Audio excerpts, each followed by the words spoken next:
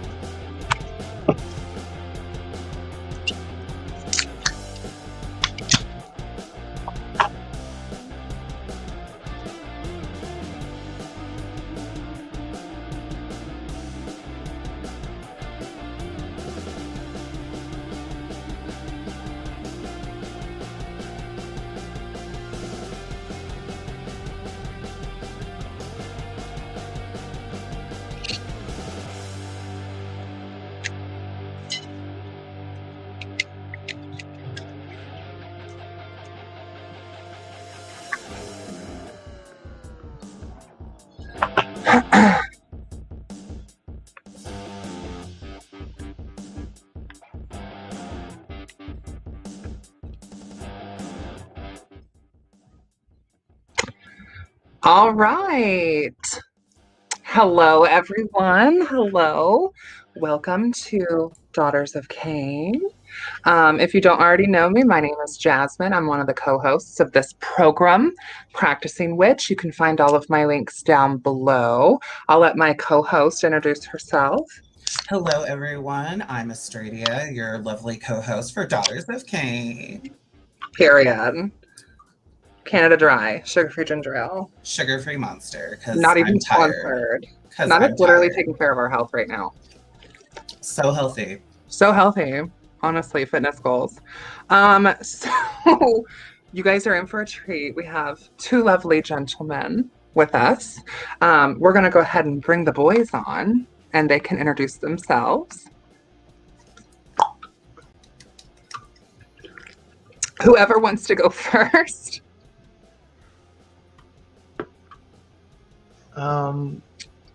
My name's JD. I'm a eclectic solitary practicing witch and trans man.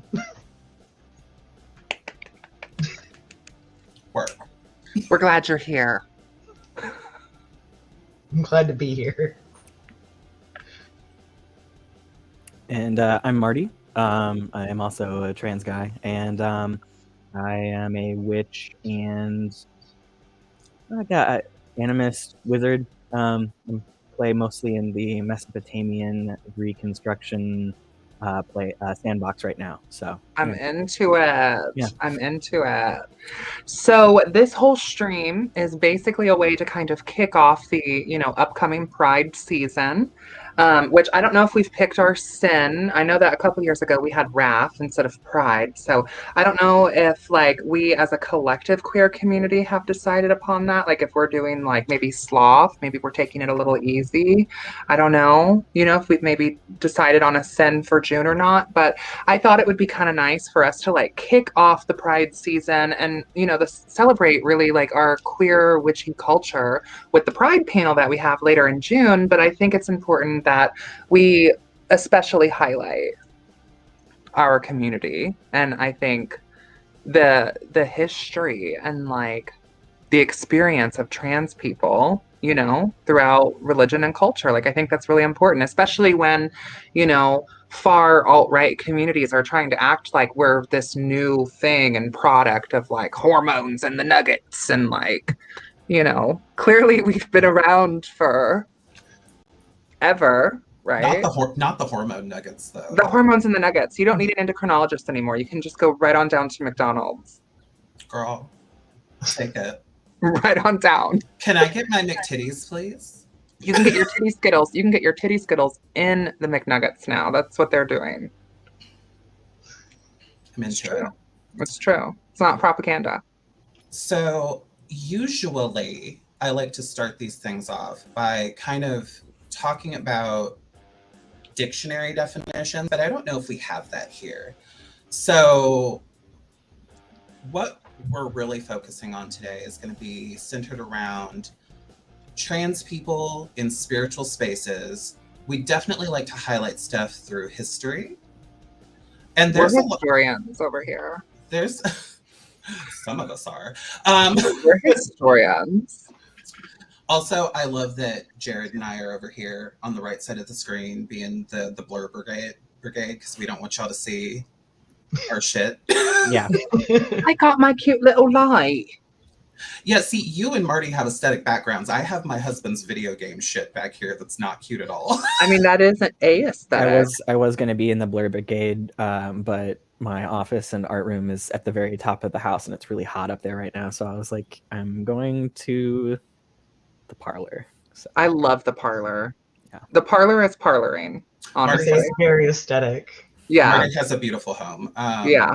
Both Marty and JD are close friends of mine. I've known them both for quite a while, and they're both very talented occultists, magicians, witches, cryptids, you know, all the above. Well, why don't we maybe first just talk about our own experiences and this timeline as trans practitioners and like maybe some of our experiences that we've had in the wider community, whether it be the queer community or the craft community. I think that would be a good place for us to start. Let's talk about us first, you know? I agree. Yeah. Who wants to go first? JD! Oh, good. I got picked. I was going to say, I will never volunteer. You got to tell me what to do. He's also a Libra, so he can't make any decisions. Jasmine, relatable? A little bit. Just like a little bit. I respond well to being told what to do. Okay, I'll tell you what to do. I'll tell you what to do, JD. Then we'll get along great. So for me, I guess I was always kind of like raised very eclectically. Like my parents were very much like figure out what works for you kind of people. Mm-hmm. And like gave us a lot of space to kind of explore that. And so like I came to paganism just in general through curiosity when I was, you know, like in middle school. And so for me, it was just kind of, I was already kind of a questioning kind of kid anyway about a lot of things. Like, I was actually talking about this with Australia not too long ago that like, I already knew I was different in a lot of ways when I was a kid. Like, I didn't have words for being trans, but like, I knew I was different than other kids in that way and just didn't have words for it. So I already questioned a lot of things about that. So paganism just kind of felt comfortable to explore because I was already exploring so many other things.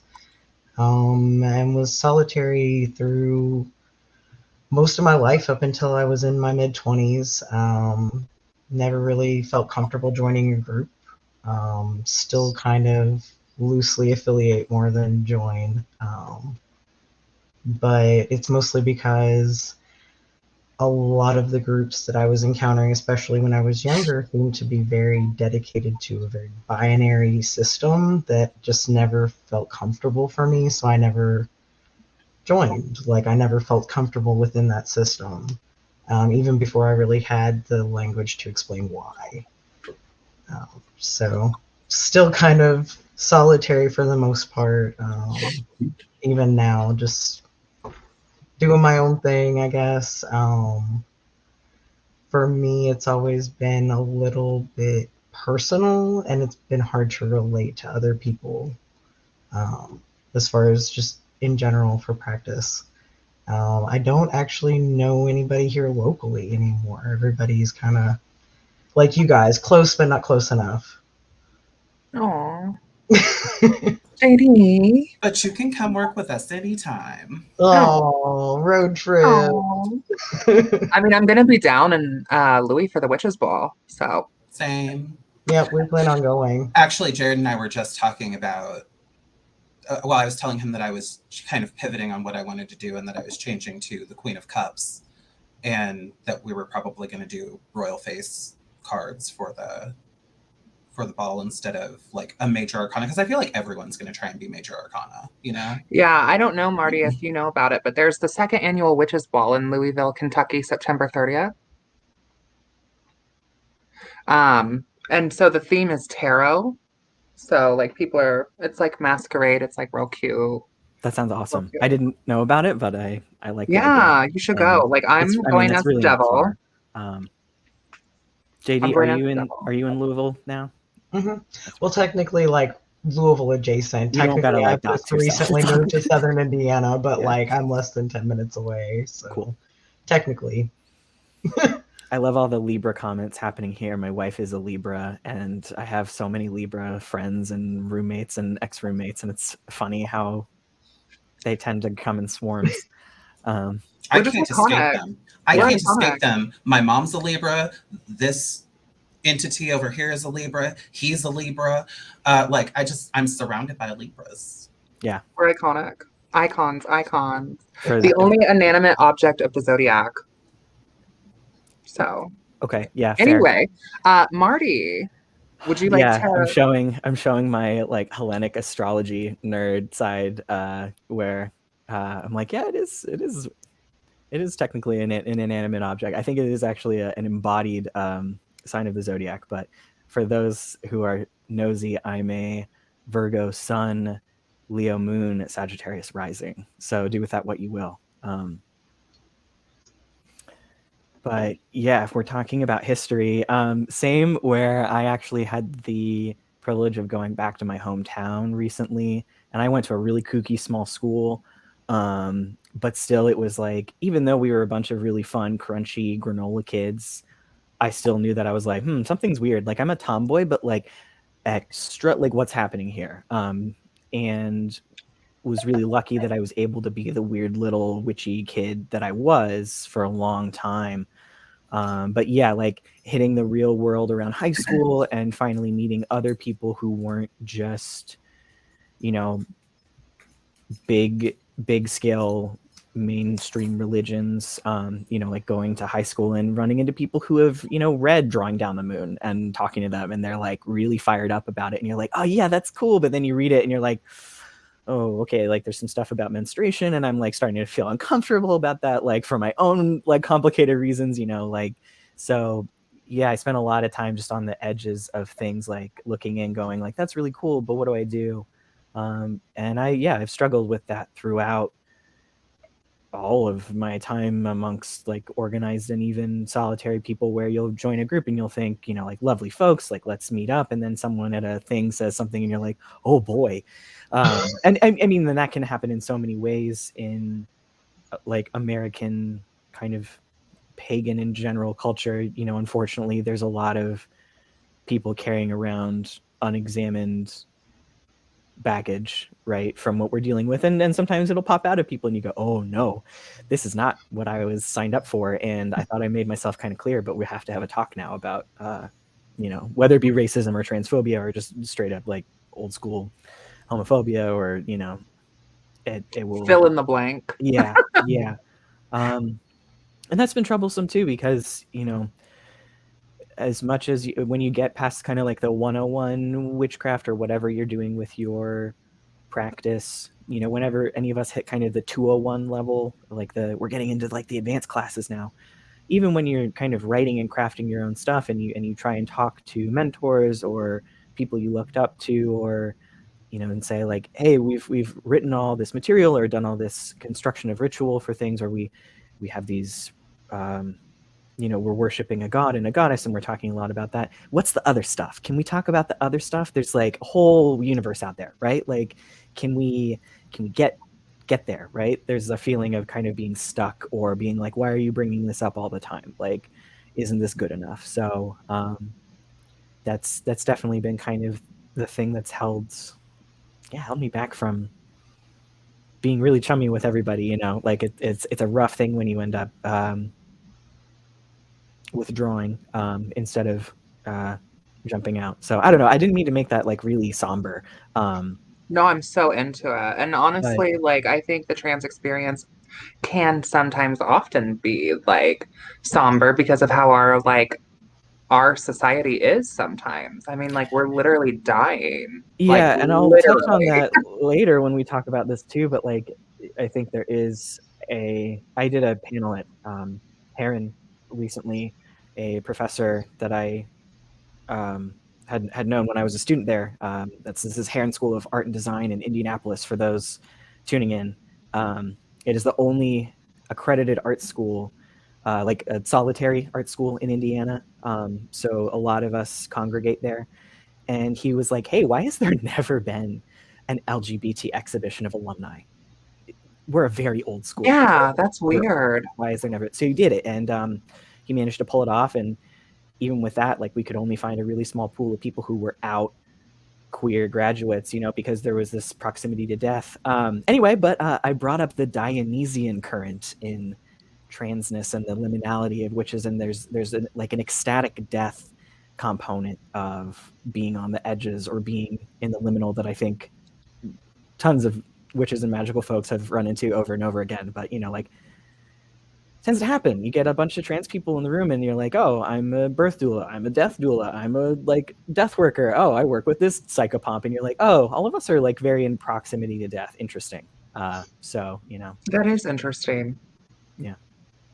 Yeah, I've definitely noticed that too, and I think that's one of the things that can be really special when we do get together in groups, like especially a bunch of trans like witches together, like just talking about magic and being able to like do that together.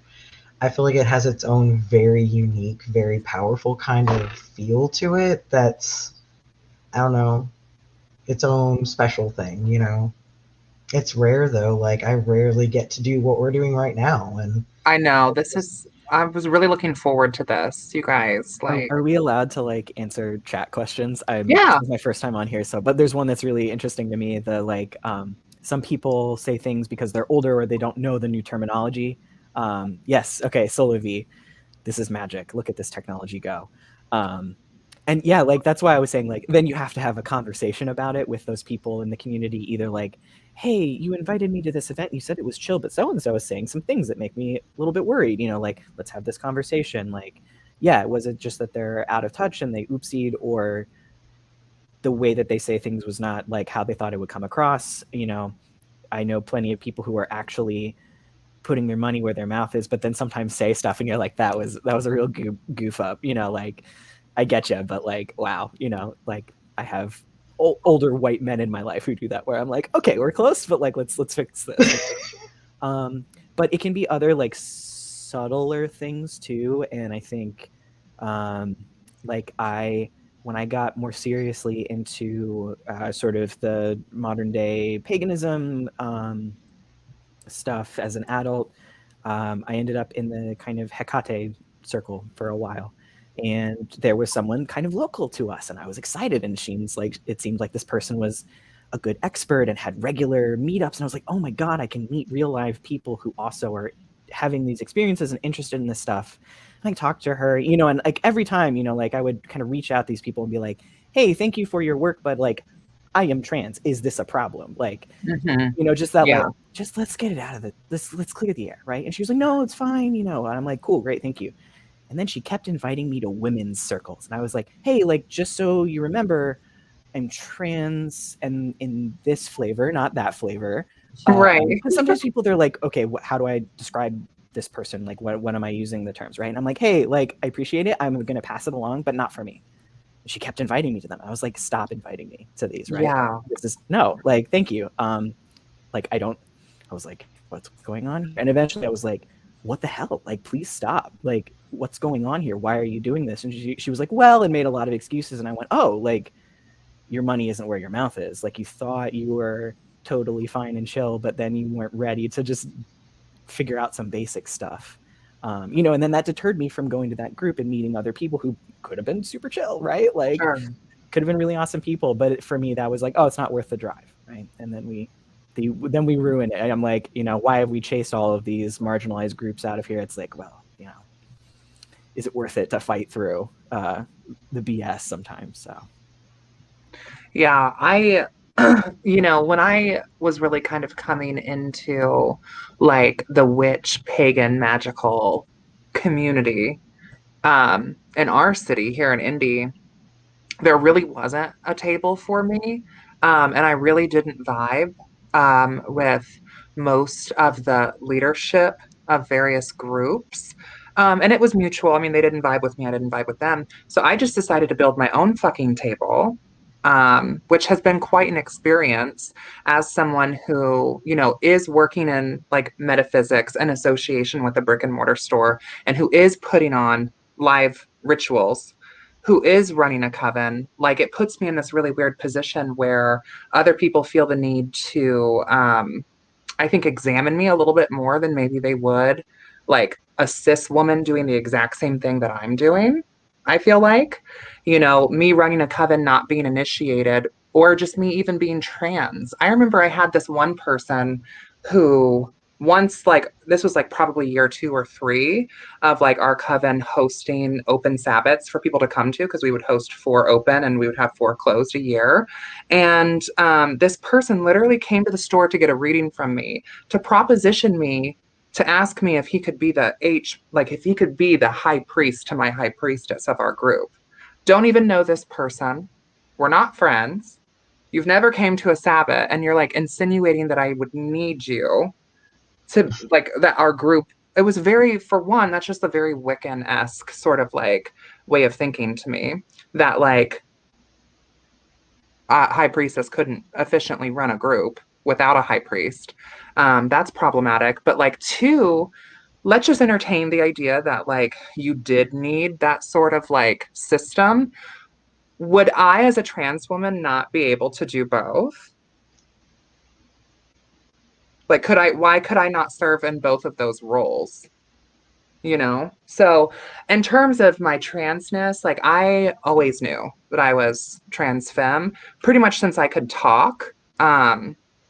There's like a home video of me somewhere, like talking to my mom about like how there must be something wrong with my sister because she doesn't look like I look. Like, you know what I mean? Like, I was like noticing at that age that like we were anatomically or whatever, like different. And so I was like, oh, bless her heart, there's something wrong with her. Because there's never anything wrong with me, of course, you know? So I was like, oh, bless her heart. And then another story, like, I was born with basically a little kangaroo pouch. This is a true story. And they had to cut some of that pouch off of me. I had like a little flappy of skin on my side.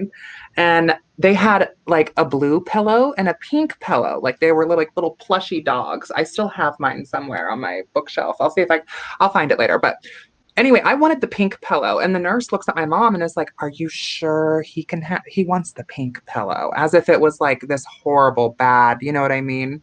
And my mom was like, "Well, give him the pink pillow then." And the nurse, I guess, I don't actually remember any of this because I was so young, but I remember my mom telling me that story. And then also, like, I'm the 4th of 8 kids in my family. And my mom would always specifically say, you know, I love you just the way you are. And she would always say that to me, but she would never say that to my siblings. So I actually took a lot of offense to it when she would say it to me, because I'm like, well, what the fuck you mean you love me just the way I am? What is that supposed to mean? Like, why don't you love them the way they are? You know? And it took me a while to realize what she was actually saying. And I'm very blessed. I'm very fortunate that I come from an amazing, loving family. I mean, to my knowledge, was like the first out and legally and medically transitioning student at my public school. I'm sure there were other trans people who had came before me, but they were not out in the same capacity that I was. So that very much set myself and my family up through this whole legality situation of navigating public school as a transgender student, when like this wasn't even in the media really at this time. Like a lot of like public school board education just thought that this was like, why are we even entertaining this? You know what I mean? Like I was treated like I was mentally ill and I was delusional. Um, which like the latter, I mean, no, I'm kidding.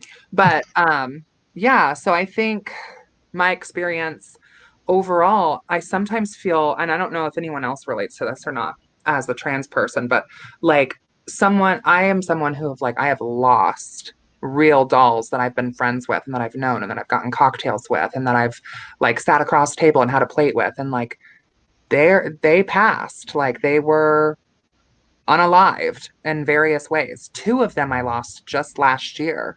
And so I have an immense amount of like trans guilt sometimes about even remotely complaining about my own experience when I've been afforded so many privileges that many, of my trans sisters, like they were not accommodated with those privileges, like basic fucking health care, for example.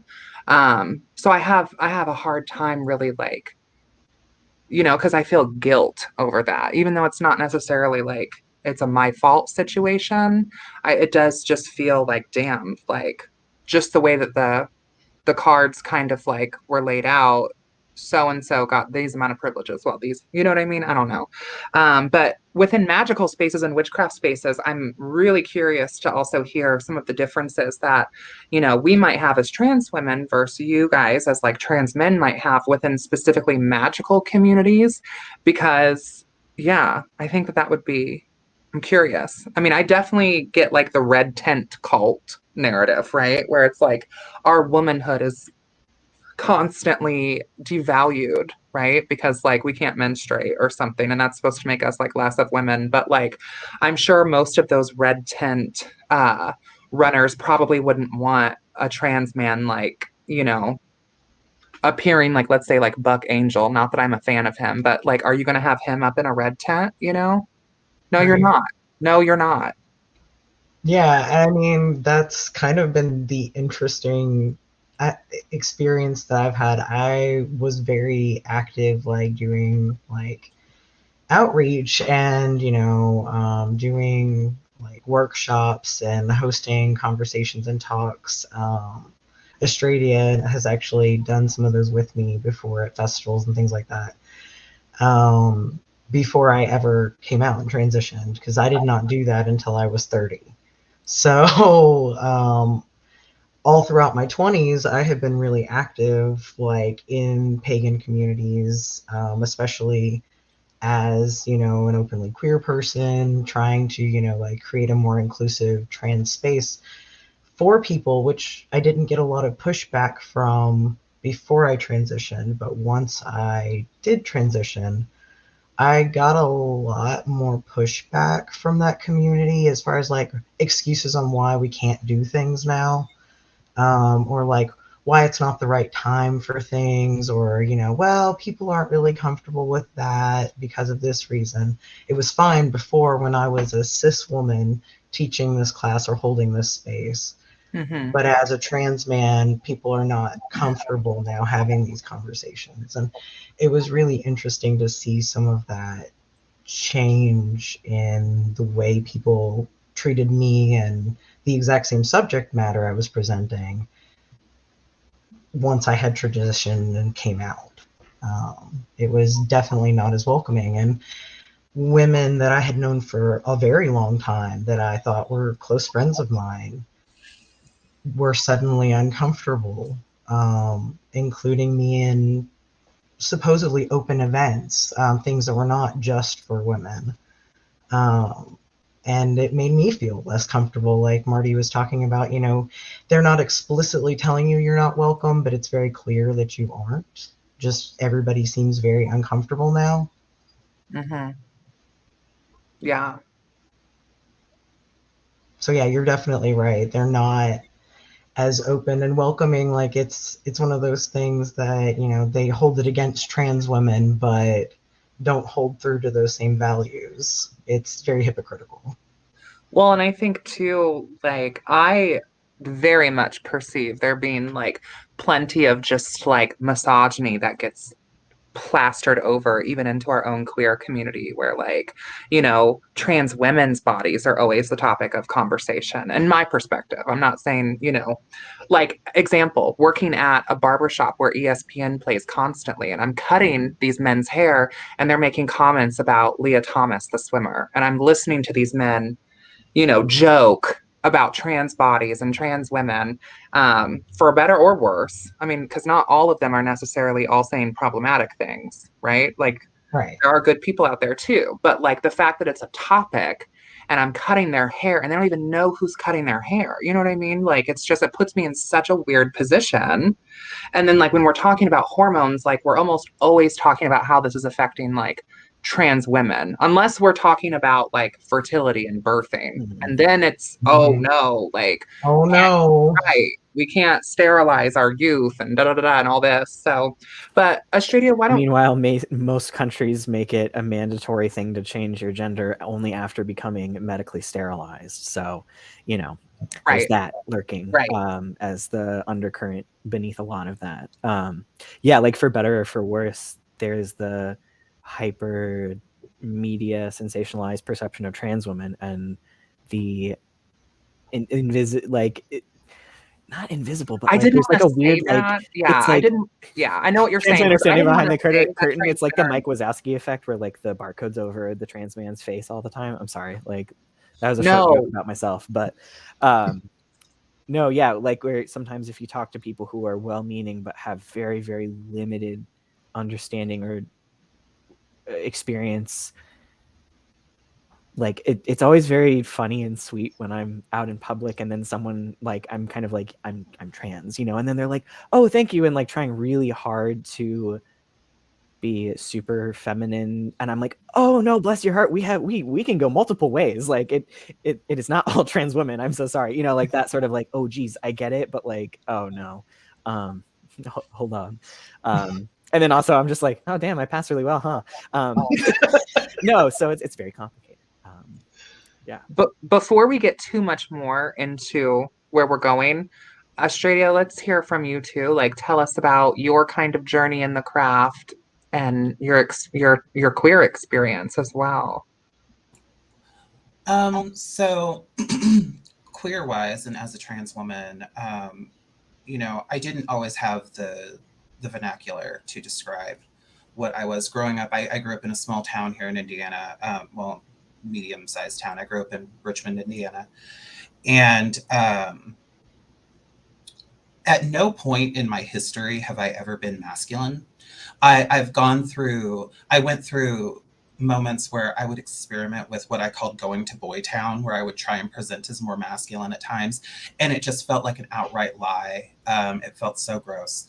I even remember as a child, I think I was like 8.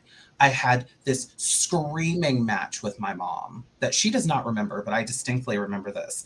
Had this screaming match with my mom where I was telling her that I was supposed to be a girl.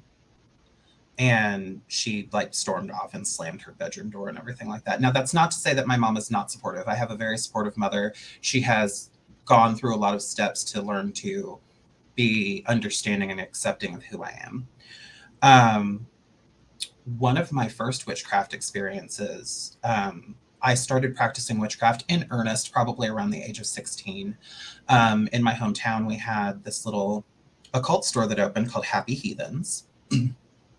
And the woman who was the proprietor of the place started like a Wicca 101 kind of thing, where she was teaching people about Wicca and basic like witchcraft level things.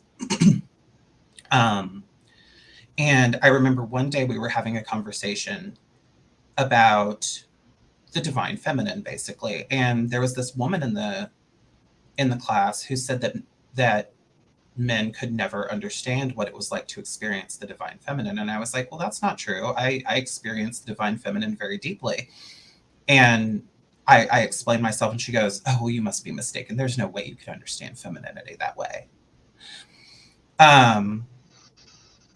And that was not a very happy experience. It turned into a thing where, like, if I would go to a bookstore to buy a book and it was something that was heavily hyper feminine, where it was like, this is like, I remember there was a book that I considered buying at one point in time when I was younger, and it was like Celtic magic for women. And I was like, why is this just for women? Does this mean I can't practice it? Because I feel like I should be able to, but I guess that's not for me. I did not actually begin my transition until I was probably 30. And even then, Jasmine, you were talking about how, not everybody has had the doors open for them like you have. I have never I've never taken a hormone. I've had no surgeries, nothing. I've had no medical transition. Everything that I am today is all just good makeup skills, and thankfully soft features, and the ability to style myself well, at least for me, what I consider feminine for me. Would I like to eventually have the things would I eventually like to have certain aspects of medical transition? Yeah, I would love it.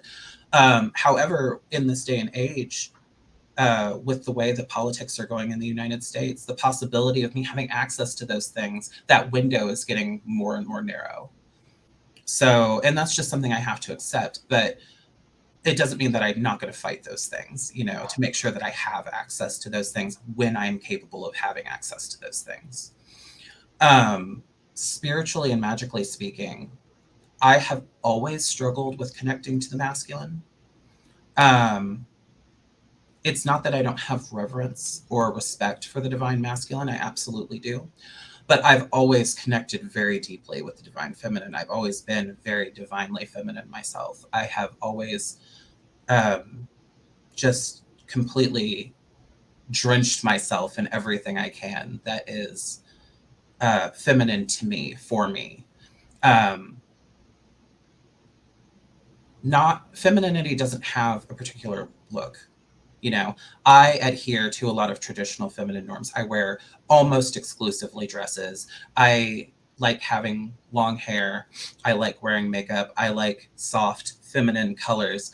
But I don't adhere to that for other trans women. If there are other trans women who don't exude those things, they're no less, more or less trans than I am. They are still trans women because, what is feminine, what it is to be a woman does not have a distinct blueprint, Magically speaking, within the occult community, I've been met with a different kind of weirdness. It's that, like, I've been accepted into a lot of occult spaces, but my voice has oftentimes been invalidated in the way of, oh, well, you're cute and pretty, so you can sit here with us and listen, but don't talk because I don't think you have anything intelligent to say. And then when I do have something intelligent to say, when I do have something to add to the conversation, which is frequent, I'm shot down or told that, or they get mad that I have knowledge that they don't. Or it's just I'll say something, and even if it's on point or anything like that, it's, oh, that's nice, honey. Because for some reason, people like to not take me seriously. And I'm sure it's a combination of the way I act, the way I look, the way I dress, things like that. But in the city that we live, I've seen the occult community here react very negatively to trans people in magical spaces. I've had people react to me negatively in their occult space because of whatever reason they conceive that makes it in their mind that trans women shouldn't have access to any kind of deeper mystery or anything like that. And with the subject that we're getting into tonight with trans people throughout history, we were the facilitators of the deeper mysteries. an aspect of transness, of queerness within occult spaces is that we are literally living embodiments of the liminal. We stride this world and the other world. We at all times we are liminal, spiritual, magical beings. And I know that not all trans people will resonate with that, but we as trans people are inherently magical. We are inherently spiritual creatures. And when I run across people in occult spaces who don't recognize that, I'm like, you're a little spiritually stunted, aren't you? Yeah, you can't see the forest for the trees because you're too busy sucked into whatever social construct, negative diatribe you have in your head about who and what trans people are, that you can't recognize a spiritual being when it's in front of you, which sounds like inflated ego.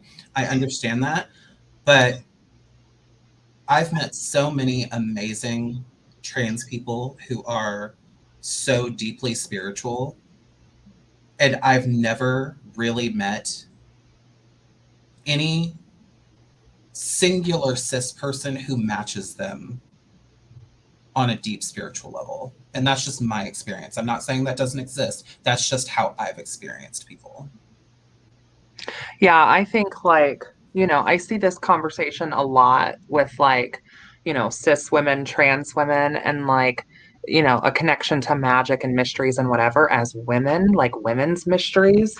And for myself as a trans woman, like I am not trying to compete or even remotely compare to cis women. Like I absolutely think that like there's a magic there that like that they have and that they have access to, and I think that that's beautiful and I think that's wonderful. It makes me kind of sad for cis women sometimes when it just gets equated down to like their fertility.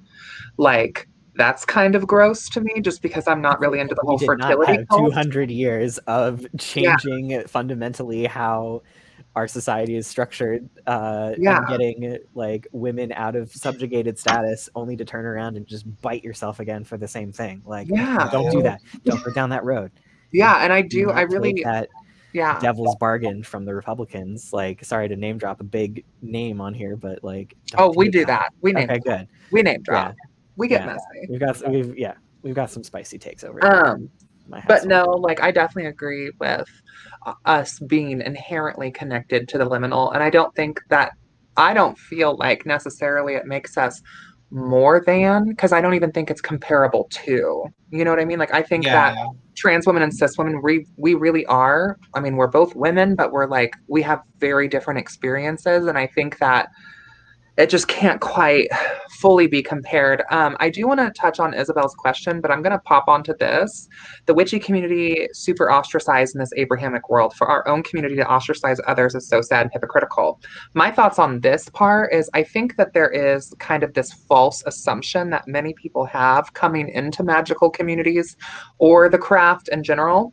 I think there's a false assumption that everybody's so accepting and, it's a very diverse community.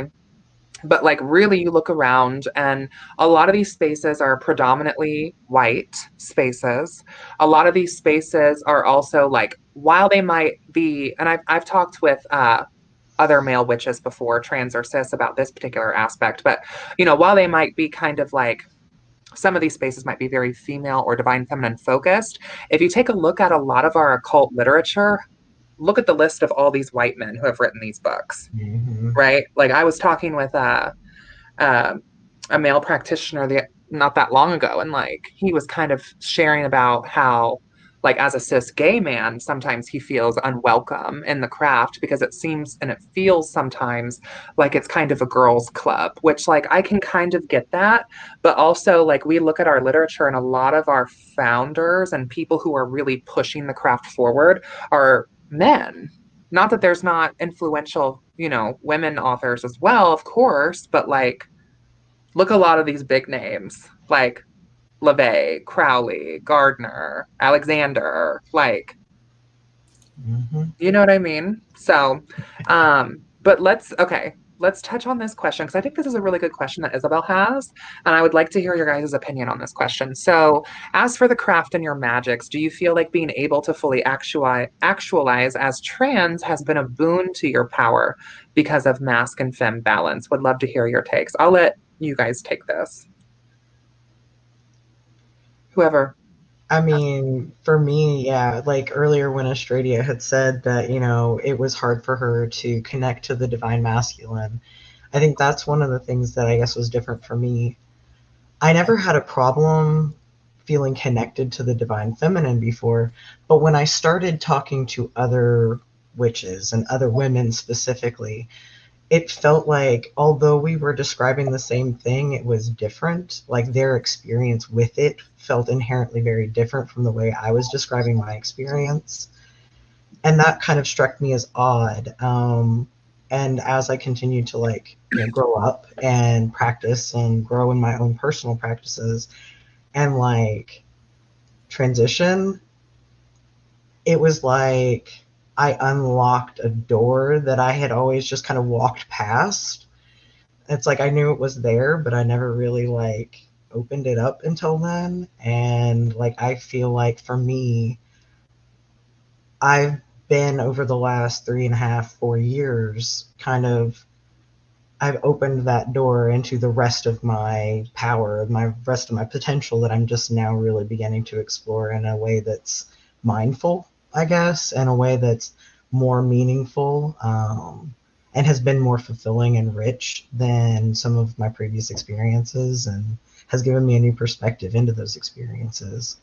So I think while it's always going to be a very individual experience for every single person because we're all a little different, for me at least, I feel like once I came out and decided to be who I am, that potential became so much more tangible for me and felt very full.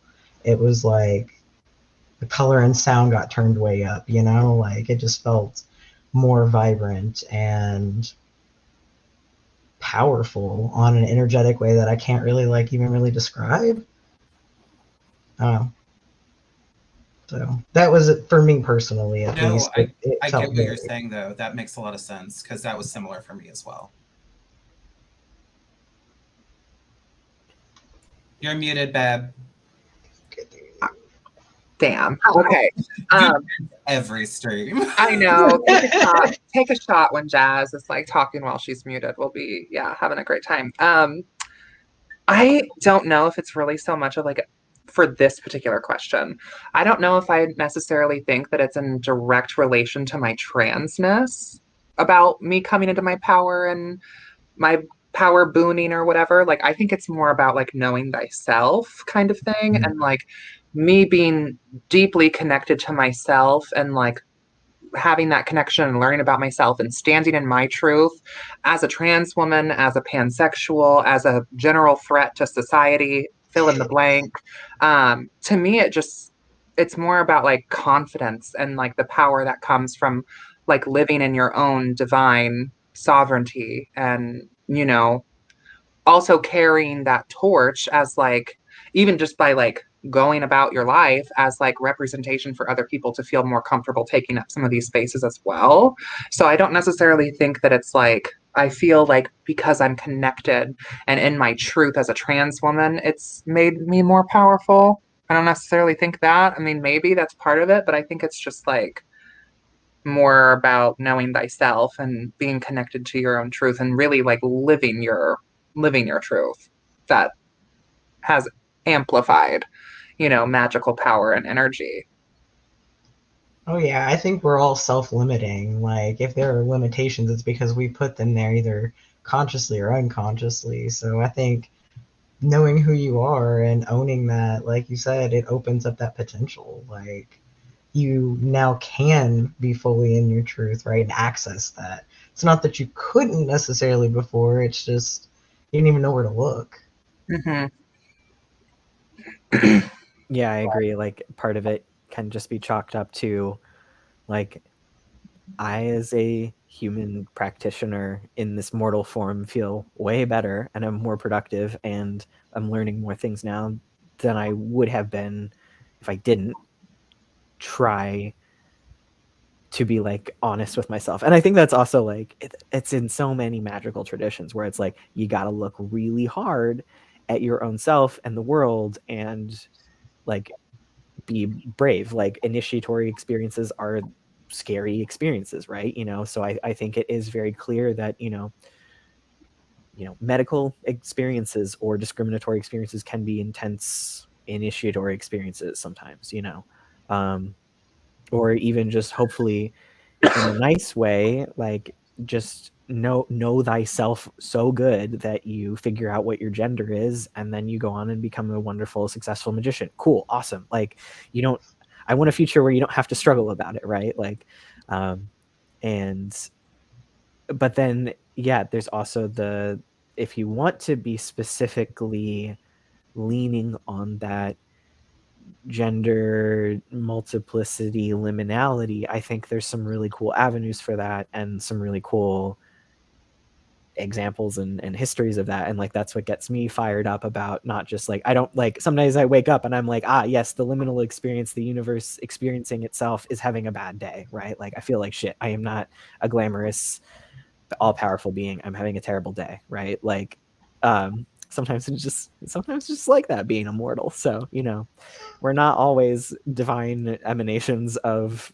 whatever. We're just like having a time. But I do feel like it would be so beneficial for like if you've already made such a huge step for many people. I think moving away from a mainstream, say, family structure or career path or religion can be alienating experiences.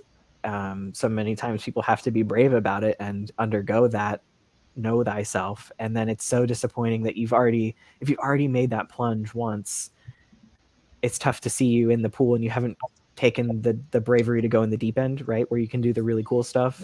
Because I'm sorry, my dog is about to bark. I might have to mute. Where you're still carrying around that old baggage. It's so frustrating where it's like, I know you're excited and you're just jumping right in, but like, or even, you've been held back by other things. So it can be both things, I think. I am so curious. One of the things that I wanted to ask you guys and talk about is, I mean, let's go back to like late 90s, right? I was like 7, like late 90s, early 2000s.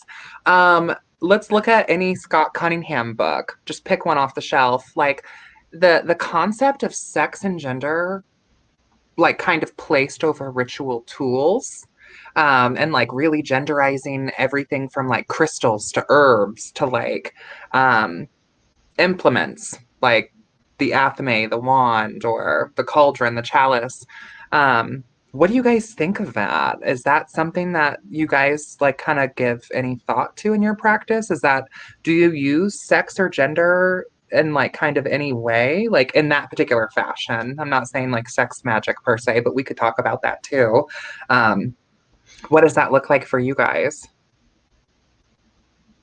I mean, yeah, everybody who read any kind of intro to Wicca or, intro to magic book, back then, it was very gendered. Like, everything had a gendered attribution and all that. So, I mean, I feel like that does kind of flavor the way that I used to, like, look at things, but it always just rubbed me the wrong way, and I was always like, this seems dumb. I'm gonna ignore that. Let's try it without that. What could happen? It's not gonna explode. It's fine. Yeah, there was a time period where like when I was really kind of exploring Wicca and like, considered myself to be like an eclectic Wiccan. I remember like my altar was completely separated, right? By like Lord and Lady. And I had it set up that way for probably about 2 years before I actually like took a look at it and I was like, wait, this is like actually not my gig. And it's now like I have like a sabbatical altar, but I have like my regular like working altar, and it's almost purely just divine feminine focus because that's just what feels good to me. That's what rings truth with me. It really wasn't until meeting the devil and working with the devil did I really incorporate any aspect of the masculine, which the devil for me isn't even completely masculine. I feel much more of like a androgynous sense from the devil. So The reason I'm like quietly cackling while muted is because it's just like, it's so funny. Like every single figure that people are pointing at and going like, that's the devil, that's Satan. It's like, sorry, it's a sexy androgynous figure. Like, yes, and you know what? Like as a little stupid sexy Satan, which I have stupid sexy Satan stickers that I I'm hopefully into will it. have produced. Well, yeah. I'm into it and I'm gonna need one. Okay, good. And I feel like, one of my role models and icons growing up was him from the Powerpuff Girls, like the lobster tranny Satan. Love her. Love her. She's an icon. Lobster tranny Satan. Which I do want to point out for everyone on the stream and also for people listening, like me personally, I thoroughly enjoy using the word tranny. I know that some trans people do and don't like that word. They're Yeah, entitled to please don't feel walk up to your local trans and use that off the cuff. Or right. use it Mhm. in mixed Right. company. I don't know. Like Jesus. Yeah, trans people are welcome to feel however they feel about that word. If you are not trans and you use that word to refer to me and we are not remotely close, I hope that you have a very good orthodontist. We'll just say that. We'll just say that. But so gender, tools, sex, magic, per. Back to that. I mean, like I was saying, I really never ascribed that to my things personally. I never really adopted that in my personal practice. And I always kind of like, I don't know, preferred more blurred lines and more ecstatic gender bending type of like focus anyway. Like I was very heavily into like Cult of Dionysus, like Maenad-esque ecstatic worship for a really long time, blended with a weird dollop of like Appalachian American traditional folk magic. So it was just very, very weird hodgepodge in that queer mix up in my own personal practice. So like I kind of went, that's nice, but not for me, thanks, and just put it down and walked away. But it makes it hard to play with others who are like, oh, this is fantastic. Let's put everything in separate boxes. And I'm like, but then if everything's in separate boxes, everything's in separate boxes. That's no fun. Jared, I love your viewpoint, and I know your magic because you and I have had many conversations about it. I would like to officially extend an invitation to the super secret magical order that I'm currently working on in real life. I invite you to be a part of that. I think I would enjoy that. Everyone here in this panel is invited to that. I can't say that to the chat though, because like I can't say what it is, but I'm working on a thing. It's a very exciting thing. But yeah, no, like I've never been that person who was like, I'm going to gender my tools. Like, I don't care what gender my dagger is. My dagger allows me to do dagger things. My wand allows me to do wand things. My chalice is not a representation of the yoni. It is a sacred vessel that I put sacred libations in. You know, my cauldron is where I burn stuff or brew stuff. Like, gender doesn't necessarily need to be a part of these things. I work very heavily with herbs. And I understand that with herbal correspondences, we have like herbs that lean more masculine or feminine. I've never really paid attention to that. Usually I pay more attention to like, what are the elemental aspects of this herb? But like, what does that even mean? Like, what does that even mean? Are we associating it as like masculine as like mercy and like projective and like feminine as like severity and like receptive? Like, what do we really mean when we're putting gender or sex on those things? Look, Usually I it's wouldn't mind active versus trying out passive, those categories. which Those sound is pretty dope. garbage.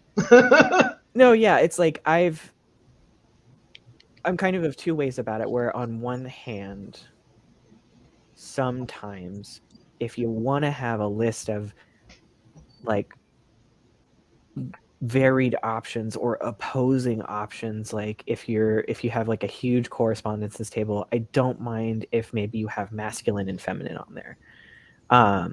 As long as you have things other than gender describing the thing. Mm-hmm. And also, I find it so good and interesting and productive to actually work really hard to describe gender. Like, that's why I was like, oh, those terms sound dope, because you put words to gender that weren't related to the body, the physical experience, or the like social roles of gender. Like what really is man or woman, like, and you can't use body words. Like, it becomes increasingly difficult to describe gender. So I'm like, okay, if we can actually be grown-ups about this and be thoughtful and say, when I'm using these terms, I mean them these ways, and for this purpose of illustration or metaphorical reasons, cool, awesome, great, like, thank you. Like, also be clear when it's not those options. Don't put everything in those boxes, like, totally fine to have labels. Labels make the world easier to communicate about and describe, and also it's okay to not have everything completely siloed off. And then there's also the like kind of transhumanist side of me that's like, if we're really going to be witches and wizards and magical people, like, what if like all of us have reincarnated so many times that we've been all the genders? Like, let's open ourselves to the infinite possibilities. Like, are you working with UFOs and aliens? Let's talk about xenogenders. I don't know, I don't care. Like, let's be the big kids now, and not everything has to be associated with sex and gender even. Yeah. The world is a very big and diverse place, and it's also just funny to me as a trans man on the asexual spectrum, where I'm just like, why is everyone so sex obsessed? Like, you can get a lot done in your day if you're not. And it's like, I understand like the varied human experience, and it's fine. Like, if someone's life work is just to become Casanova, I'm just like, become the best you can, live your truth. But I'm also just like, guys, we can have other magic besides God and Goddess. Like, there's so much other magic out there. Let's have Absolutely. rocks don't care about gender. Plants laugh in the face of gender. Plants have so many Facts. ways of reproducing. Fungi, oh God, dear God. Like, yeah, fungi are laughing at us. They're just a bajillion years ahead. They're like, every time you complain about genders, I add a gender to the mycelium. Like, yeah. We're humans, and we can have awesome, interesting experiences. We don't need, well, we do need to destroy the nuclear family, but like, if you have a gender, keep it. That's lovely. Like, if we've been exposed. Oh no, the trans agenda. We're not the trans agenda is truly no. Also, we're making all like, of the frogs gay. We're making all of the frogs gay. Yeah, but also like, I'm concerned about the microplastics in the water. Like, will they turn like all of us into dead? Like, right. Well, I really relate to what you just said too about like the hypersexual fixation, because I think some of that also just gets applied on like the craft. I like, there's so many artistic examples, right, of like naked women's bodies over altars, and like the female body almost like being this altar in of itself. And I have for years really struggled with my sexuality, and even still I sometimes ebb and flow, because like, I go through seasons where I very much do feel very asexual, like completely. And some of that is because of some of the medication I take and like my hormones and whatever, but also like, that's just also who I've been. But then I also go through seasons where I'm like very pan and like very hypersexual. And it's like, I have heat periods is like what I equate it to. Like, I feel like I'm just like, it's off and then it's on. And there's really like not an in between. You know what I mean? Like, I'll have like 3-4 months just in heat. And then I'll have like 3-4 months of like complete repulsion to it entirely. And there's really no other way to explain it. Like, I know I'm not heterosexual. I can say that. But outside of that, it's either, big things popping and little things stopping, or it's not. There's really not much of an in between. So, and most the trans women I know are actually gay. Like, there are very few trans women I know that are heterosexual. And I think a lot of people at first glance assume that I'm heterosexual in nature, because I'm very femme presenting. I'm a very femme presenting trans woman. I have 2 husbands. I'm polyamorous. But it's not necessarily. Save some husbands for the rest of us. No, they're all mine. I'm coming for your husbands too. No, I'm androsexual. I'm attracted to masculinity, and that can come in a man package, or that can come in a masculine woman package. Like it has nothing to do with the physical nature of a person. It has to do with me perceiving them as masculine. But when it comes to the craft, like, my gender plays a role in that because of who I am. But How so? because I see myself I see myself as this hyper feminine, very divinely feminine being. And so when I'm working with my craft, when I'm doing the witchery and things like that, I'm working from the standpoint of myself as divinely feminine, you know? Also, I want to apologize. I am exhausted today. Same. Nora and I were both on a paranormal investigation last night. And, yeah. And also I can't take am the all-nighters like I used to. I have ADHD and I'm very autistic. So sometimes despite the fact that I'm very loquacious, I sometimes have trouble describing things. So like earlier, I completely agree with Jasmine when she said that there's no comparison between like cis people's spirituality and trans people's spirituality because they're not comparable. That's really more what I was trying to say than being like, I've never met anyone who's as spiritual as trans people. That's not what I meant. That's just because I'm really bad at describing things. And when I'm exhausted, it gets even worse. So just wanted to throw that out there. Also, no one asked me my zodiac. How dare. For those who want to know. Because I know it. That's fair. For those who want to know, especially considering I'm being so emotional right now, I am a Cancer sun, Gemini moon, Scorpio rising. So yeah. Iconic. Taurus descending. I'm a Libra sun, Pisces moon, Venus and Neptune astrological man-eater. You know what I mean? The Cancer sun makes me seem very soft and approachable, and then you get that Scorpio rising, and I'm like, stab. I was really supposed to be a Scorpio sun, but I have enough Scorpio placements in my chart, and I think maybe it's probably for the best that I wasn't born as a Scorpio sun because I don't think I would be here, honestly. You'd be at in all. jail. You'd be in jail. Or dead. Or Straight that. to jail. Or No. just dead. No. Straight to jail. Yes. I'd be like in the 27 Club or something. Oh my God. Truly. Giving my mom, blood pressure problems from the womb to the tomb. I was born like a little werewolf. I was covered in hair. I was too. It's interesting because you were talking earlier about like your little pouchy pouch, which by the way sounds adorable. So I was born with some interesting oddities. I mean, same.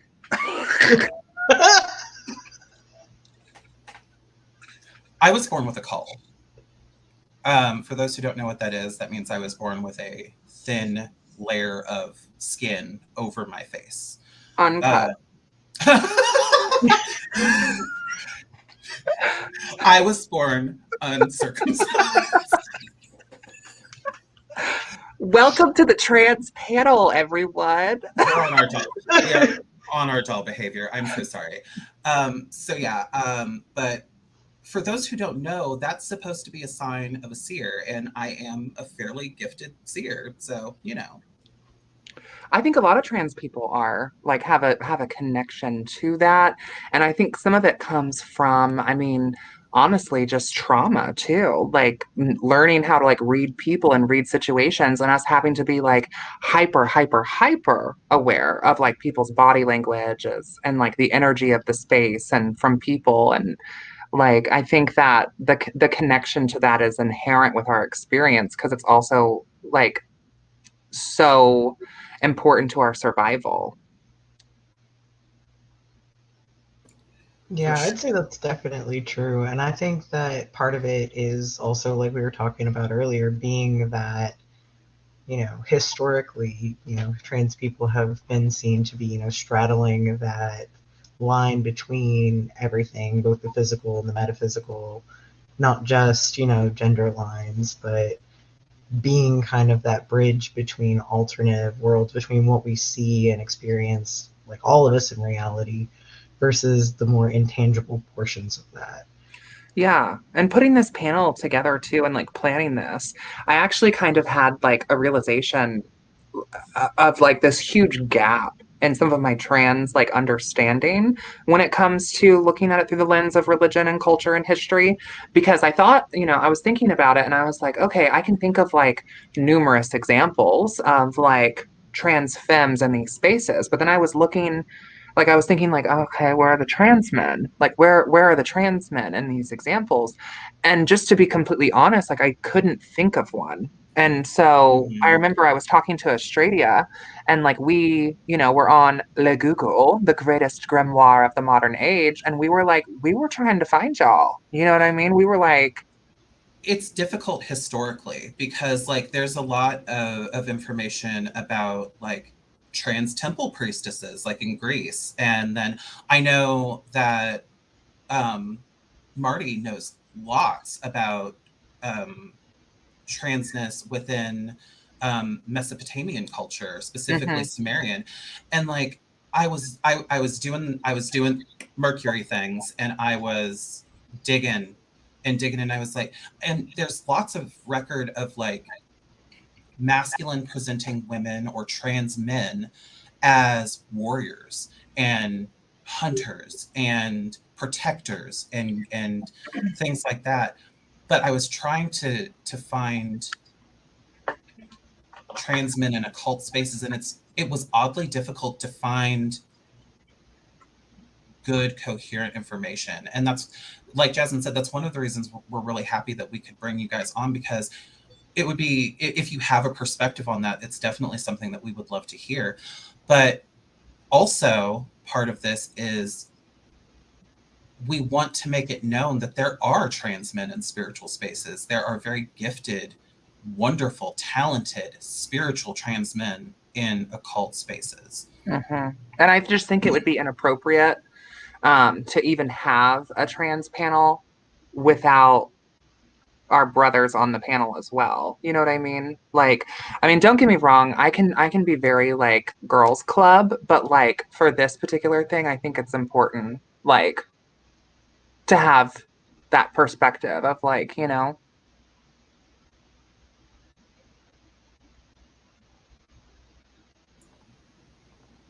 Do we have any thoughts, boys? do we have any perspectives?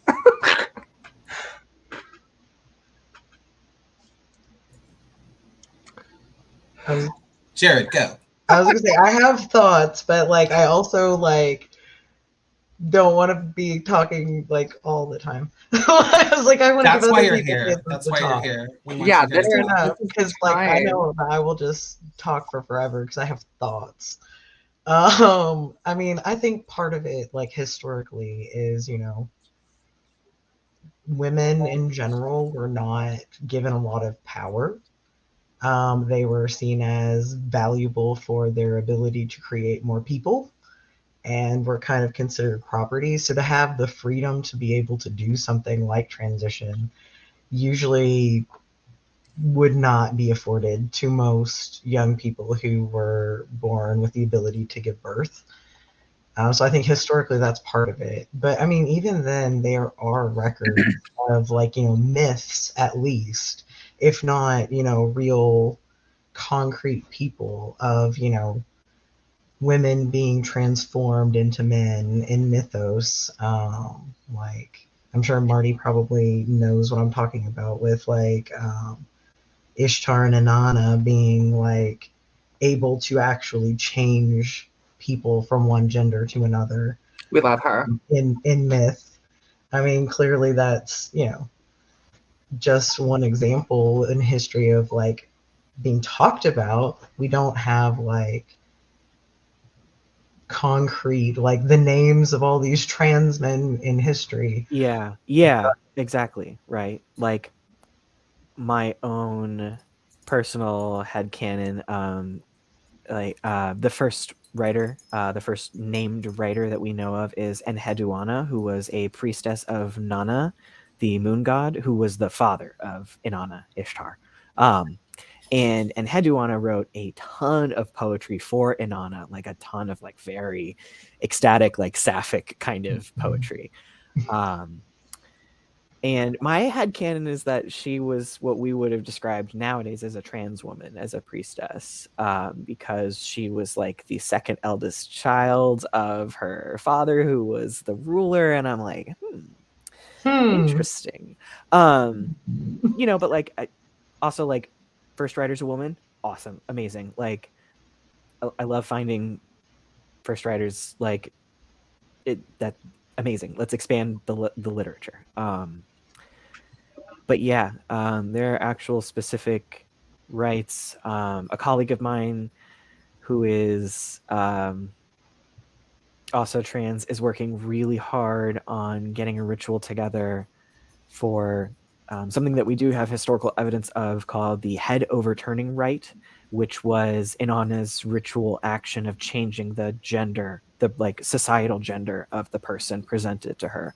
That's so dope. It's a really cool piece. I made a piece of art about it when I was like first kind of getting into this, where it's described in the text as she would, for a woman, take a pin like used to secure like garments or hair and break it, and then give a mace, a war weapon, to the recipient, and then they would be male.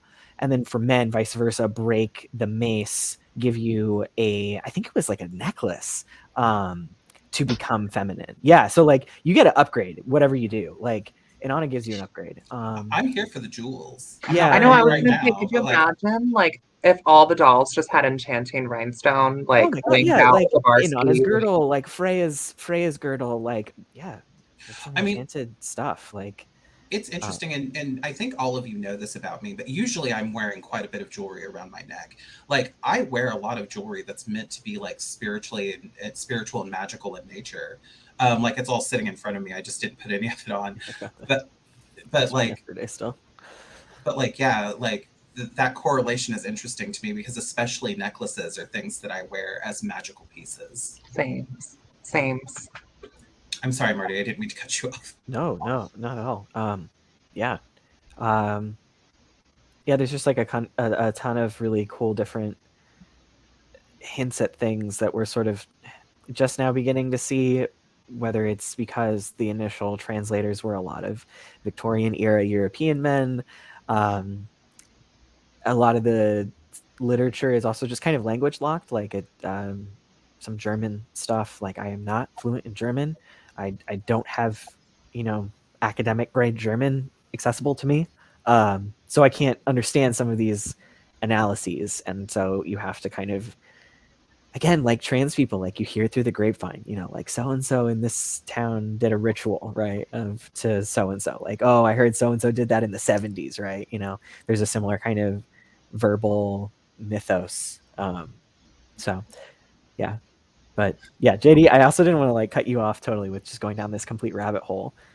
No, I think it's great because, like, I mean, it's such a difficult thing to piece together history anyway, and especially when most of your initial archaeologists and anthropologists and researchers were coming at it from a very narrow, cishet, normative kind of viewpoint.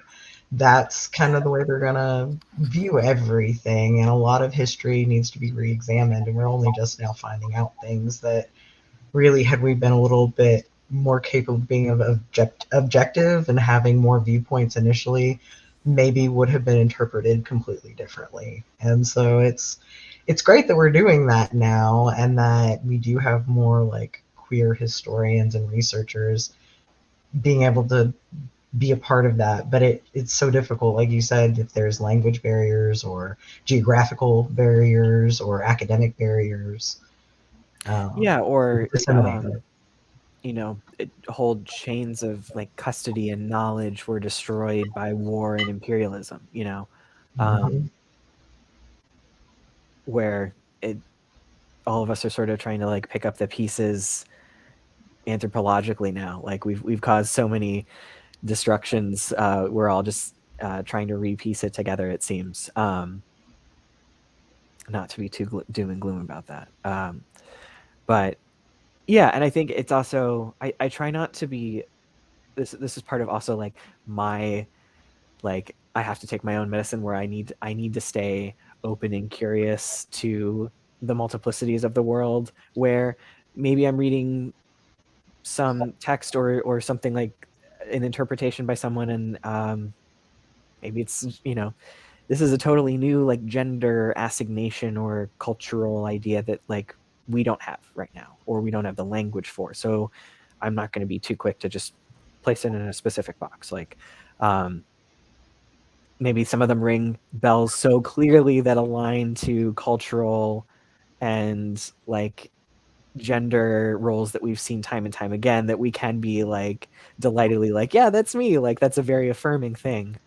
Like you were talking about, like, oh, wouldn't it be fun? Like, what was it? All the dolls would have their jewelry. Like, Yeah, like very, if we had like little talisman necklaces and that just like made us doll babies. we're finally like piecing it together from these like very shocked Victorian thing, like, and it's so hard too because there's so many layers of assumption where like the first translator who discovered documents of what we would have called Noah's Ark and the flood, he discovered documents that were just basically that, but in, cuneiform, and it upset him so much that he like had a hysteric fit in the library, and everyone was like, what the hell, man, like what's going on? And because it upset his worldview so badly that Right. something that existed before the time of Christ described the flood as if it was happening to them, and he just like it couldn't compute. Where like, yeah, sometimes that does happen to you where you're just like, does not compute. But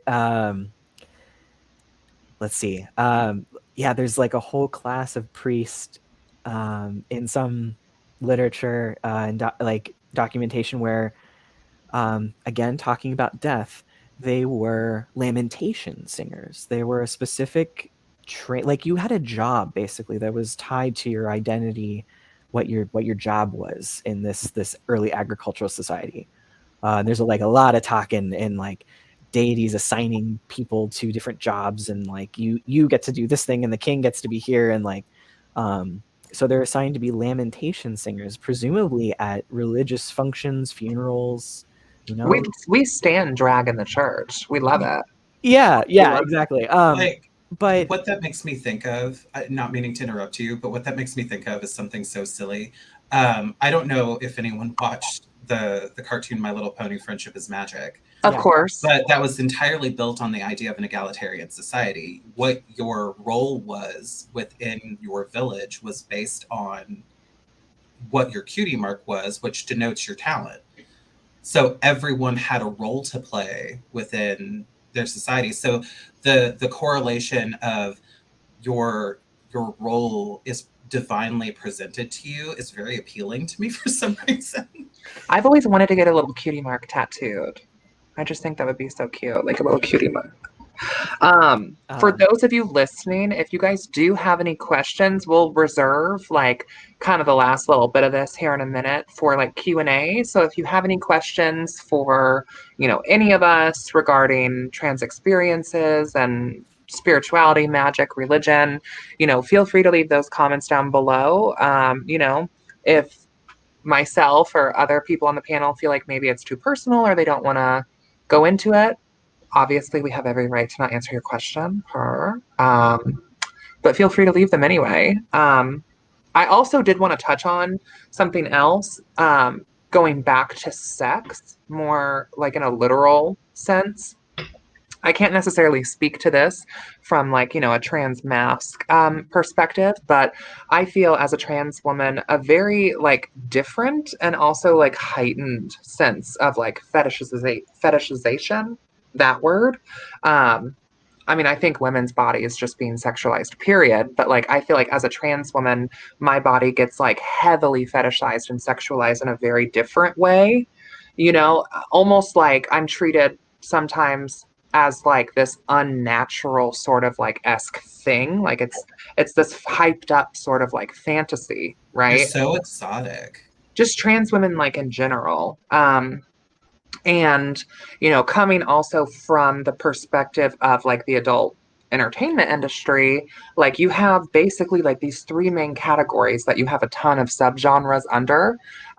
You have, you know, you're straight and you're gay, and then like in the past, and why a lot of dolls don't necessarily like this term is because it was really kind of born from this whole sex work era, is like you would have like your shemale porn. And I've noticed that some platforms are actually changing some of their language to be more, I think, trans like accommodating and sensitive. Like I'm seeing less titles like giant she-male, blah blah, like, and it's trans. Like they're opting to use the word trans instead, which I don't necessarily know that I have baggage. I don't know. I think it's like tranny for me. Like if you ran up to me and I don't know you and you're calling me a she-male, that's gonna hurt my feelings. But like in general, I don't know that I necessarily feel type of way about it, but I do feel like one, I mean, sex work has been used as a way for a lot of dolls' survival, and I don't necessarily know if like that's comparable in the same way for like the trans mask experience because I just don't know. And so I think some of it is survival based, you know, like I mean now trans people like we're working, you know, everywhere. Dentists, doctors, manager of a Wendy's, whatever. Like we're everywhere. But like in our grandparents' era, like you're doing good to have a corner. You know what I mean? Like, so I don't know. I've thought about it like, is there some innate magical connection to the liminality of trans bodies and like the sexualization of that? And like, what is that and what does that look like? You know, like, as someone with a ruling planet of Venus, like, just human sexuality in general for me is so just interesting. You know, like, if I could just take college level courses just for the fun of it and not have to worry about putting myself in massive amounts of debt, I would love to seriously study human sexuality on a more academic level because I Like at just the find it Kinsey interesting. Institute? But, huh? Like at the Kinsey Institute? Something, you know? I mean, they're just down the road from us, basically in Bloomington. So, Mhm. you know. But also, like, academia is expensive. Although I will say I'm very disappointed in IU in Bloomington. I don't know if any of you guys are familiar with Declan on TikTok. He's a young trans man. He got bullied out of his dorm at IU because he's trans man. The men on his dorm level bullied him to the point that he left. He's a very sweet guy. I actually reached out to him and told him that if anyone else messes with him, I will round up the trans folk and we will roll up into Bloomington and take out some people. That's horrible. Because he's the sweetest kid, and people have, including his mother, have consistently been bullying him for his transness, and it's very sad. Circling back to something though, also I would like to hear more about the Limitation Singers, Marty. I want to hear more about that. But yeah, is there what Jasmine's talking about? Is there what sort of sexual are you talking about, like what sexual expectations are put on trans men in modern society kind of things? I don't even know that I'm asking that. I just think around magic and sex because I feel personally as a trans woman, but also like experiencing my trans sisters, you know, living their lives, that like our sex and the acts of sex are heavily connected just to like our experience. Like, so I'm just curious about that from a trans mask like perspective. I can guess. also see it from like a modern perspective. This is going to be really silly, but like there's a modern perspective of like I assume like if a young trans man is suddenly like becoming himself and like going through second puberty, like man, there's probably just like a lot of randy little chaos magicians on the internet who have tea for the first time, you know, and are just firing off a bunch of sigils, and good for them. Bless you. I say this because I have two trans adults in my house simultaneously going through second puberty, and I am the adult now. And dear God, yeah, it's great. It's fun. No, I also have a gap in my knowledge and history, just like the culture, the ancestral gap between the elder and younger trans generations. I think honestly a lot of trans masculine people just stealthed, and I mean men are so self-isolating too. I could see that them having less of a type of a community where they have to band together to survive. So I bet there's just a lot of nameless trans men elders who were just welders or construction workers or dock workers and just slipped under the radar, you know. Again, not to be doom and gloom about this. Yeah. But that's And I kind of bet our experience, though. Like the doom and gloom, like is you can't separate it. I feel like. Yeah, I will say, like I said, what I did find historically was a lot of it had to do with trans men taking up the role of, like, the guardian, the warrior, the hunter, the knight, like these very like. Oh, like local young dame puts on regimental uniform and runs off to war and never comes back, and is, well, suddenly a man just showed up somewhere and he's a soldier, so we won't ask questions, you know. Yeah, things like that. I mean, there's a whole construct for that still does technically exist to this day in the Balkans. The sworn It's not virgin. as common. I was It's reading not about as that. common as Yeah. it used to be, but you could make a choice to become what they call essentially sacred virgins. Now, I would not. This is like Marty was talking about, where like our conception of something isn't necessarily apples to apples, but it's closer. Like essentially, young women can opt to essentially become men socially. They have to take a vow of chastity. They can never have children. But for all intents and purposes, from then on, they're men in society. They can cut their hair short. They can smoke. They can drink. They can work jobs. They can provide for their household because, you know, in their society, otherwise women aren't allowed to do those things. So, like, if you don't have a man in your house, if, for example, someone could become one. And some people would choose to do this. A lot of times it was like lesbians that didn't want to be in a marriage, or, you know, maybe some of them were trans men that saw this as a freeing way, as an option. But I mean, there's probably, I think they only estimate maybe a dozen or so people that are still living that did this, but they are still alive today. And it was a long standing tradition in like places like Kosovo and Albania, just places throughout like Serbia and the Balkans. So, I mean, it does kind of exist like that, where like some people would transition for like providing reasons, because, you know, societal conventions wouldn't allow women to do that otherwise. And I'm sure some of those people were probably trans men that were like, yes, that's for me, sign me up. Whereas other women were like, well, I mean, like, screw it, I've got like 8 sisters that are all gonna have kids, so it's fine, I'll be the dude. Like,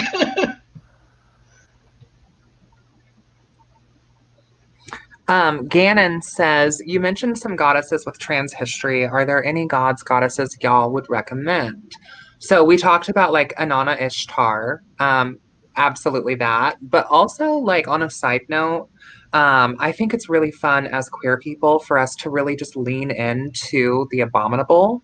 Like, so just list of demons, pull up the list of the 72, you know, pull a popsicle stick and you know, start working with demons. I think that that's sound advice.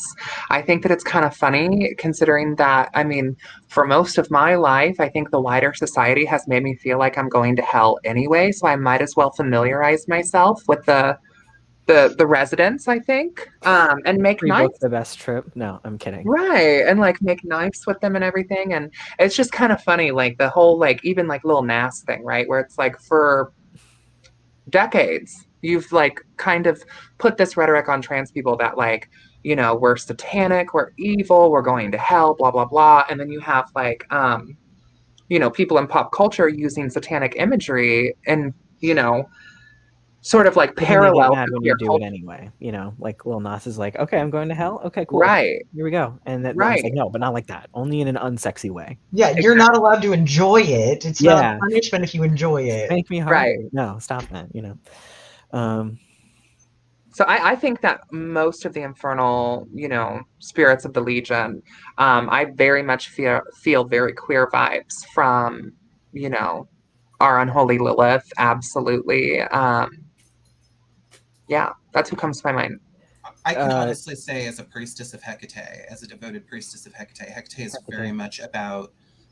She's very much about transformation. She is literally a goddess of the liminal. She loves the queer babies. She loves the trans babies. Yeah, shout out to Hecate for getting everybody where they need to go, basically, you know. And also, yeah, like I don't. Let me just rattle off a couple names, I guess. Yeah. So Inanna, and then also her husband Demuzid has a ton of transmask stuff hiding in there. A colleague of mine has a book coming out soon about that, so hopefully I'll be able to talk more educatedly about that soon. But yeah, they're a T for T couple. That is my headcanon. Inanna is the wonderful trans wife, and Demuzid is the trans husband, and it's great. I'm kind of live, laugh, loving that though. Yeah. Going over into kind of, I'm not super up to date on the Hellenic stuff, but Hecate, I would say Athena is like huge queer vibes. I don't think Athena gives a shit. Agreed. Like, again, just like sacred virgins, you know. I think Aphrodite too. Aphrodite. Yeah, and you know, there's so much theorized bleed over between Inanna, Ishtar, Aphrodite, Cybele. All hail the Great Mother. Wow, so much trans history going on there. And then oh gosh, if we just went like some straight up queer stuff, like the cult of Antinos, and like every culture's got like a sexy.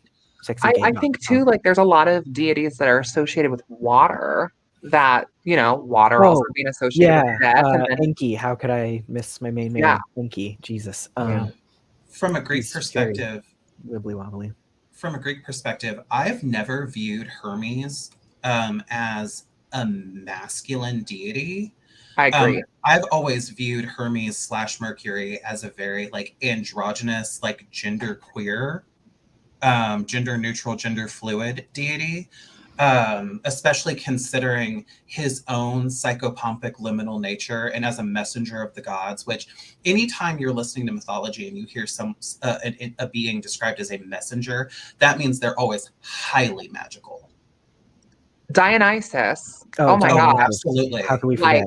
Loki. Loki is very queer. Very queer. And then, I mean, also Freya, like, let's not forget, also in the same vein as sort of the love and war goddesses. Oh, I'm blanking. I don't have an encyclopedic knowledge, unfortunately. But yeah, I think honestly, yes, there's certainly going to be like the father of the pantheon and then the mother of the pantheon. But then there's also going to be like the liminal ones and the and I don't know like everyone's background with this, but even like within, not that I'm a fan of Crowley, let me just say that before I get into this. Not a fan of Crowley, but I do think that there are plenty of very, very queer elements within Thelema. I mean, we even have like the Baphomet child, which is like essentially a spirit of gender fuck. Like, well, one of the things that Crowley talks about, magically speaking, is that in order to achieve, like, in order to raise through the ladder of the Kabbalistic tree, you have to cross the abyss. And in order to do that, you have to shed your physical gender and change gender. Like, he has this whole thing about him crossing the abyss as a woman. Mm-hmm. And I mean, he was a cross-dresser himself. Literally went by the name Alice, like, wore women's clothing. Also, did you know that you can hear his voice on YouTube? There's it's awful. I'm sorry. It is. Recordings are terrible. But like, I understand. I've heard his voice before, but anytime I think about Aleister Crowley's voice, if any of you have ever watched Futurama, I always imagine Aleister Crowley's voice as Hedonism Bot. No, he sounds like the wizard from The Wizard of Oz to me. Well, yes, I know what he sounds like, but I always imagine him as sounding like Hedonism Bot. I will Yeah. never unhear that. Thanks, Australia. I Like, appreciate that. like you think about Aleister Cullen, he's just like, oh, butter the orgy pits, yes. Yes. Yeah, but really though, we were doing like this Mighty Dead project in the Coven like last October where we were just like getting a list of names together. Not saying like these are people that we necessarily have an immense amount of respect for, but just influential people in, the Western occult space. And so I was doing just like some research on some other people, came across this video of like Crowley talking, and I was just so incredibly unsettled by the entire thing. I don't know why. I don't know what I thought he would sound like, but it wasn't that. Like, Well, I don't imagine that you're going to have a very enchanting voice considering the level of alcohol and drug abuse that he did. I disagree. I mean, I think there's plenty of people that have severe substance abuse issues. Amy Winehouse, for example, who's a chart topper. Like, I don't think that that's necessarily, you know, I think sometimes, it can add a little spice.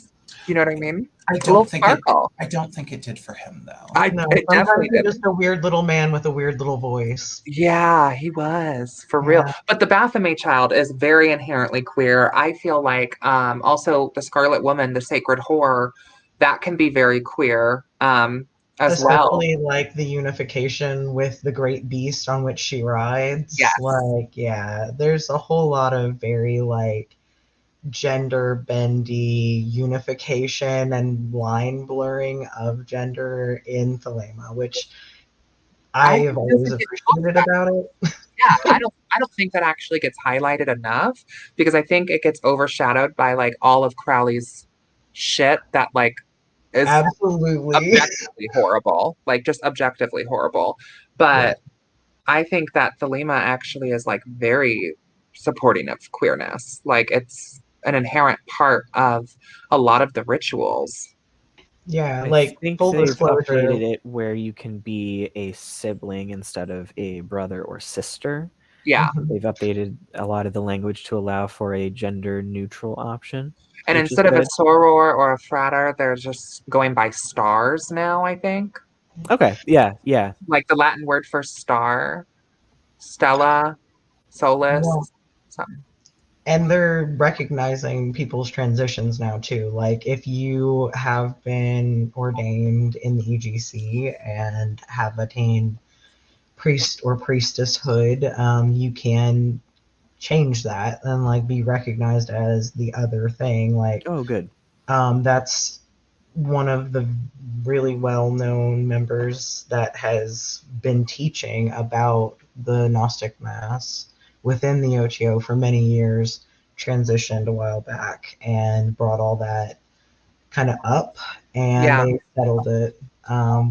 Which I know is a couple of lodges too that are very much doing that. And there's even one person in particular where it's not even like it's a set binary thing where they're able to facilitate either of those roles within their lodge. Like they're not locked into, okay, so now you went from left to right. So now you're going to do this right. You know what I mean? Or you went from right to left. So now you're going to do this left. Yeah, I mean, it's very lodge dependent, I would say. The individual bodies kind of determine a lot of that. Full disclosure, I mean, like, I am a member of the OTO, so I may be a little bit biased, but it really, really depends on what your body locally is like, on how that plays out, because not all of them are as accepting of fluidity, I would say. Like, ultimately, yes, they will definitely recognize transitioning from one to the other, but not all will let you swap back and forth. I mean, that's the same even for, I think, our own trans community. Oh, yeah. Like, there's trans people who are Uncle Toms. Like, or who don't recognize non-binary and gender non-conforming people as under the trans umbrella. Yeah. Well, this has been really lovely. We are like 15 minutes shy of 2 hours, so I think it's probably good for us to wrap this up. Normally we stream for about an hour and a half or so, which I think it's totally fine that we ran a little bit over. Like I'm super cool with that because I really have enjoyed this conversation.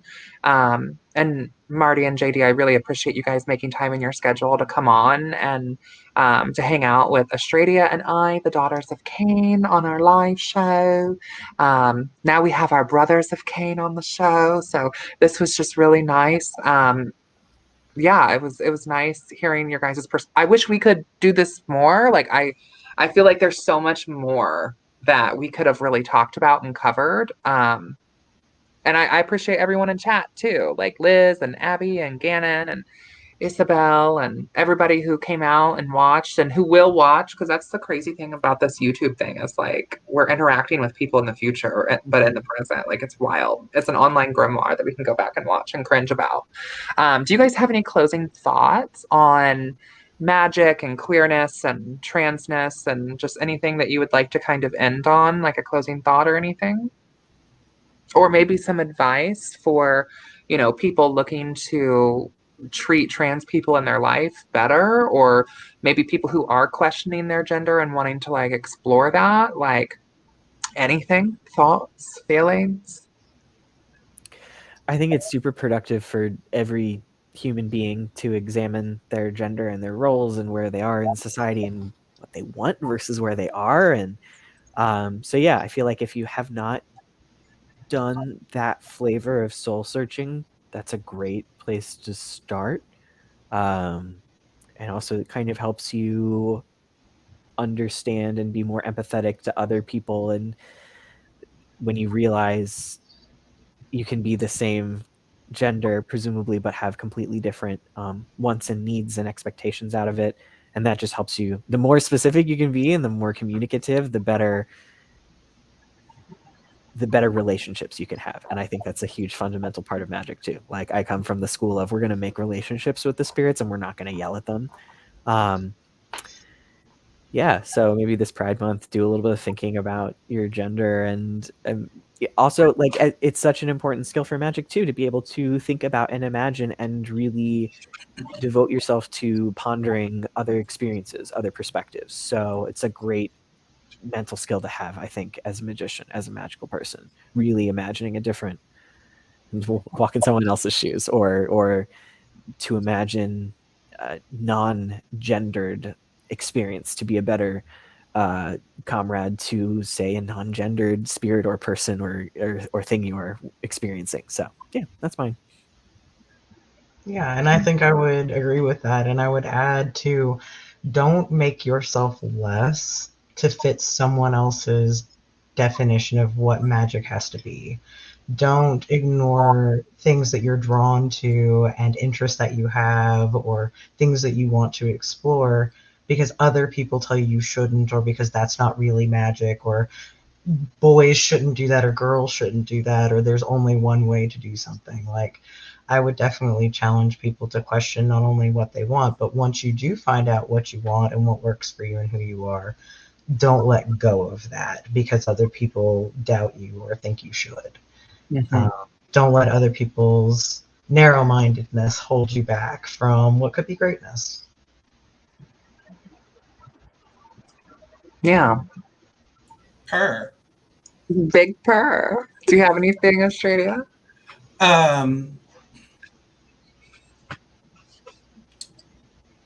Be kind to people in your community. Don't make assumptions about anyone based on their appearance, their gender, or how you perceive their gender. Bring this kindness into working with the spirits. Don't assume anything about the spirits you're choosing to work with. Gender is a human construct. It is largely something that was created to create societal delineations between classes of people. Magically, it does not necessarily matter unless you make it something that has to matter. If you're going to be magical, be magical. Don't fill it with biases and binaries because you're just going to limit your magic. And also don't be late for your shift. That's all I have to say. Factory. And also make sure that you come on down to Old Navy and pop that. Yeah, you know. I think closing thoughts. I have a stream coming up on Wednesday with Patrick, aka Lilith's son. We're going to be doing like a cute casual kiki, so tune in for that if you'd like to hear us talk about the Infernal Divine and Lilith and social media and whatever else comes up. We got into artificial intelligence and the AI last time, so and using that magically. And then we have like the Pride panel, which I think is like June 11th or something, which I'm excited about the Pride panel to have, you know, an array of the Alphabet Mafia and talking about magic and our queer experience. So tune in for that too. And yeah, thank you all for coming. Special, you know, shout out and thank you again to JD and Marty for coming on here. And yeah, until next time, I think we're going to wrap it up. So until next time, blessed be, and I will see you in hell. See you in hell.